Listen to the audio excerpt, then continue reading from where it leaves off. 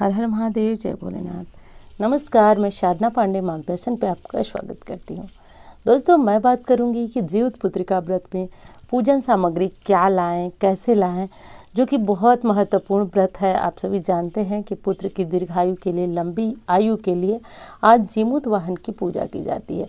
तो पूजा विधि आगे के वीडियो में आप जानेंगे। अभी जो है आप जानेंगे कि क्या क्या सामग्री लगेगी। तो चलिए देख लीजिए। सबसे पहले देखिए, ये एक मटका ले लीजिए, मिट्टी का मटका, और इसमें थोड़ी सी मिट्टी डाल लीजिए। और ये कुसा जो है आपको आज बाज़ार में भी मिल जाएगी, और यदि आप ऐसे जगह पे मिल जाते हैं तो आप ये कुसा उखाड़ करके भी ला सकते हैं। तो इसमें थोड़ी सी मिट्टी मटके में डाल लीजिए और ये कुसा लगा लीजिए। अब आपके मन में आ रहा होगा कि ये क्या होगा। तो देखिए, आप जीवित पुत्रिका व्रत में आप जानते हैं, जिस कथा अगर आपने सुनी होगी कि जीमूत वाहन की पूजा की जाती है। जीमूत वाहन वो गंधर्व राजकुमार जिन्होंने वृद्ध माता के पुत्र की रक्षा की थी। तो ऐसी मान्यता है कि आज के दिन माताएं यदि जीमूत वाहन के प्रतीकात्मक रूप की पूजा करती हैं तो उनके पुत्र दीर्घायु होते हैं। तो देखिए, ऐसे करके जीमूत वाहन का जो प्रतिरूप है वो तैयार कर लिया जाता है। जल आप जानते हैं, हर पूजा पाठ में स्नान कराने के लिए जल चाहिए होता है। फूल और मालाएं चढ़ाने के लिए, तो फूल माला जो भी मिल सके वो फूल माला ले लें आप। अब ये देखिए कलश है। कलश में आप वैसे तो एक चीज़ बता दूं, ये पूजा सामूहिक तौर पे होती है। तो जब सामूहिक होती है तो कलश रखने की कोई आवश्यकता नहीं होती। नदी किनारे, तालाब इत्यादि के किनारे ये पूजा होती है। लेकिन हम पूजा जब घर में कर रहे हैं तो कलश रखना अनिवार्य है। इसलिए कलश में आम के पत्ते डालेंगे, सुपारी डालेंगे, सिक्का डालेंगे, हल्दी डालेंगे। तो इस तरह कलश को आप गले में मौली लपेट करके, आप देख रहे हैं, गले में मौली लपेटिए, ये आम के पल्लव डालिए और एक कलश के लिए कोई भी पात्र तैयार करिए। मिट्टी का भी पात्र ले सकते हैं और इस तरह का पात्र भी ले सकते हैं, ज़रूरी है ये। कलश के ऊपर रखने के लिए एक अनाज से भरी हुई, किसी भी अनाज से भरी हुई कटोरी एक ले लीजिए। अब ये है सिंदूर, येलो वाला, जो कि चढ़ाएंगे हम चील और सियारन की। आप जानते हैं इस पूजा में चील और सियारन की भी पूजा होती है, क्योंकि उन्होंने भी जीवित पुत्रिका का व्रत रखा था।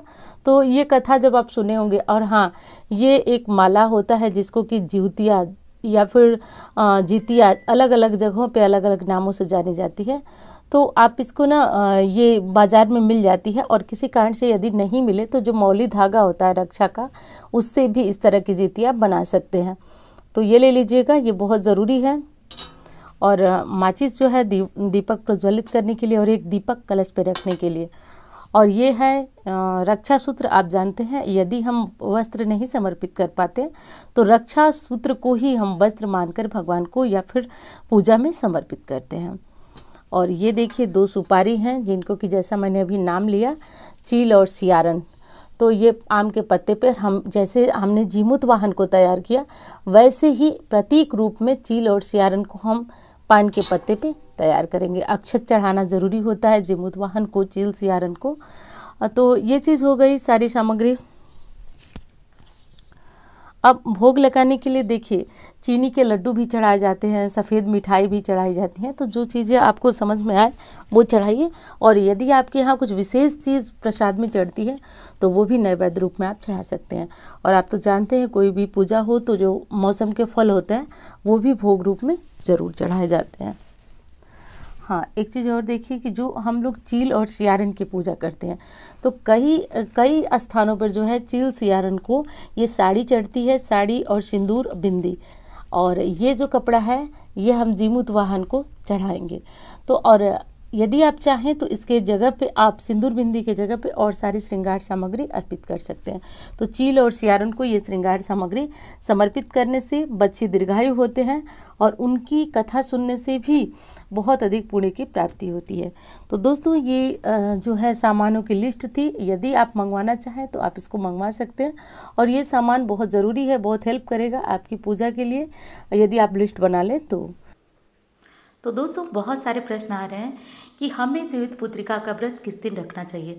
वैसे तो मैं वीडियो में सब कुछ आपको बता चुकी हूँ कि खली तेल कैसे चढ़ाएं, सरगी कैसे करें, पारण कैसे करें, फिर भी आपको बता देती हूँ दोस्तों कि आप 6 तारीख को बिना किसी भ्रम के, बिना किसी भी टेंशन के 6 तारीख को आप लोग व्रत रखिए। कोई भी कन्फ्यूज़न न रखिए, क्योंकि श्रेष्ठ व्रत जो है वो आपको 6 अक्टूबर को ही मिल रहा है। पारण का समय बता देती हूँ तो 7 तारीख को, 6 तारीख को आप लोग पूरे टाइम व्रत रखेंगे। 7 तारीख को सुबह 8 बजकर लगभग 10 मिनट के करीब आपका ये जो अष्टमी तिथि है वो खत्म हो रही है 7 तारीख को।